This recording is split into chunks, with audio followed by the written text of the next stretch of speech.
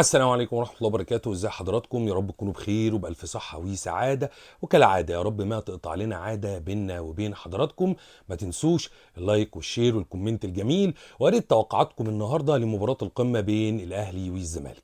الزمالك عايش حالة انتعاش وحالة فرحة مع جماهيره، والنادي الأهلي للأسف الشديد النادي الأهلي في انحدار بسبب مدير فني ما بيلاعبش اللعيبة في أماكنها، وتحس إن اللعيبة مش مبسوطة أو مش مرتاحة.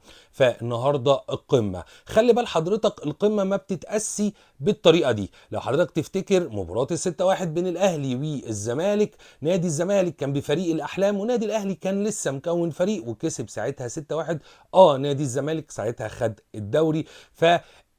الحالة بتاعت الفريقين طول الدوري ملهاش مقياس. الماتش ده غير. هل الكابتن معتمد جمال النهارده يكسب النادي الاهلي ويكون حقق الدوري خلاص، ام يسرب يكسب نادي الزمالك ويترك بصمه قبل رحيله؟ ليه بنقول قبل رحيله؟ لان الراجل ما قدمش اي حاجه للنادي الاهلي، ما كانش عنده فكره، خرج بره كل البطولات، سواء افريقيا سواء كاس مصر سواء كاس العاصمه، وفي نفس الوقت بره افريقيا.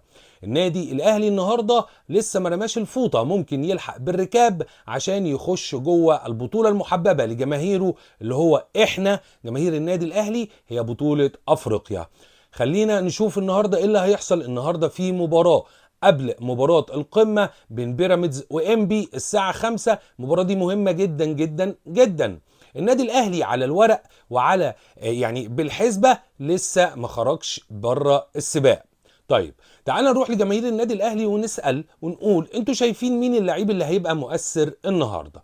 بالنسبه لي تشكيله النادي الاهلي من وجهه نظري انا، هنقول النهارده التشكيل بطريقه اللعب. هيبتدي النهارده بمصطفى شوبير عشان ما يكسرش ثقته بنفسه، وانا من وجهة نظري يلعب النهارده 3 ورا.